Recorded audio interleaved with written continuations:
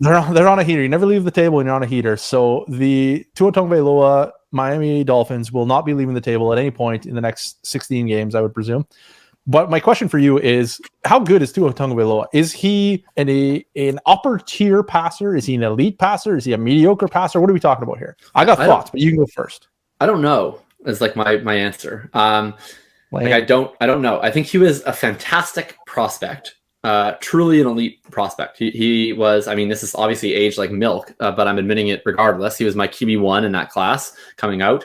I thought that he was the best quarterback of him, Burrow, and Herbert. So I'm a total idiot for thinking that.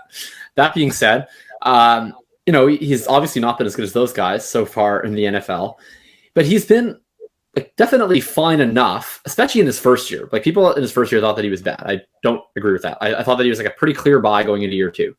My issue with him was like less about thinking he's terrible or something. It was that, okay, he might be terrible. Like we haven't seen enough evidence that he's actually great. He might be just okay. He might be really good. Regardless, he doesn't run. So basically his range of outcomes was either like terrible out of the league, and scoring entirely, no points. Yeah, entirely like replaceable, back end QB2 who's like a good enough quarterback to kind of hold a job, but not much else, or good quarterback who's like going to have a long NFL career, but is probably not all that impactful for fantasy. Like I don't know, like think like a Kirk Cousins, a Matt Ryan, etc. And I get that those quarterbacks in the past, like Matt Ryan himself, has had elite fantasy seasons. But every year we're getting more and more rushing quarterbacks, and we're going to talk about Hurts next, right? He's potentially into it.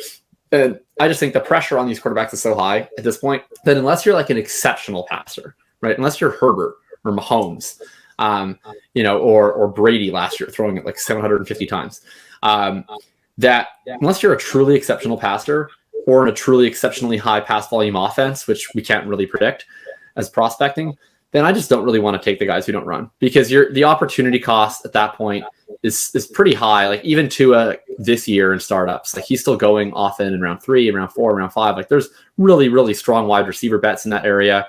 I would rather just take the upside there and spend down at quarterback, or just spend all the way up top for the elite guys. So I've been out on Tua. Tuanon certainly let me know that I was incorrect in that assertion after week 2, but I do remain out on Tua at his now rising cost in Dynasty.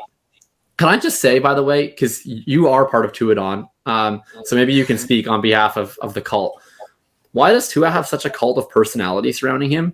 It's like strange to me. Like every other player that has this level of cult of personality around them is generally either like a nobody believed in us player that like people truthered for at one point, or they're actually elite. But Tua was just like a first round draft pick who's been totally average. And yet, like every time he does something, I have like 10 people sending me texts saying, expect us. It's like, I don't understand. Like, are they my Amazon driver? Like, why am I supposed to expect something every time that Tua has a touchdown pass? Please tell me why I'm wrong, Mr. Tuanon. So I'm actually not Tuanon. I've been people were wrongly down on him in his rookie year. He was a completely normal rookie quarterback. That was my stance. I agree. Like you are fading this man for no reason at all, because you were comparing him to Joe Burrow and Justin Herbert, who had 2 of the best rookie years we basically ever seen from rookie first-round quarterbacks, and that was unfair. That was my stance, and he was considerably undervalued, I thought, at that point. Then after the second year, I've kind of like cooled. I'm like, yeah, like I'm fine with him. Like, I'm not like out there in the streets trying to buy him. So just prior to the season, I think in maybe the August or so update to the Dynasty cluster. So I don't do rankings anymore for new listeners or old listeners. I do these clusters, which I think are really fascinatingly awesome. And I don't give players a buy, sell, hold anymore. I give them an A, B, C, D, E, F designation in terms of how much I want to buy or sell a player. And Tua was perfectly at a C. I was like, I don't really care. Like, he's fine. He's not great. He's not bad. He's going to be a long-term NFL quarterback, I think. And that's really where the appeal ends. Beyond that, he's never going to win you your fantasy league. He's never going to score 25 points a game. He's also probably never going to score 15 points a game. He's just going to be fine for the next decade. And that's whatever. So when I did this new update with the ABCDF grades, I actually gave Justin Herbert an F grade, which is not an indication that I do not think Justin Herbert is a good player. I think he's a very good player. I think he's one of the best quarterbacks in the world. The problem with Justin Herbert is that he doesn't rush the ball in the sense that the other superstar quarterbacks do. He's not Kyler Murray. He's not Lamar Jackson. He's not Josh Allen. And he's not good enough of a passer to be Patrick Mahomes at this point. He could be that one day. We'll see. But he's just not in that elite category. Just like Tua Tagovailoa isn't good enough to be Justin Herbert. We have that same, he's fine, but he's just not there. And I'm not part of TuneOn. I rescinded that title back last year, and I'm just completely lukewarm on him. What I would be doing with Tua Tagovailoa right now in a dynasty league is taking him and trying to package him and go up and get a superstar quarterback that I can have for the rest of his career.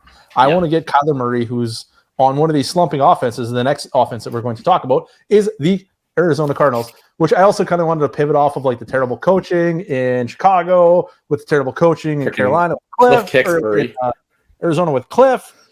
And here we are. We got back to the Cardinals anyway, all through some awful through the superstar play of Tua Tagovailoa for 1 week and 1 week only. And Tua is a guy who's going to score 18 to 20 fantasy points, probably somewhere around there. I was able to do that exact deal in the offseason. I packaged Tua Tagovailoa with Cam Akers, and I got Kyler Murray, which means I packaged Tua Tagovailoa and the Rams backup right back for Kyler Murray.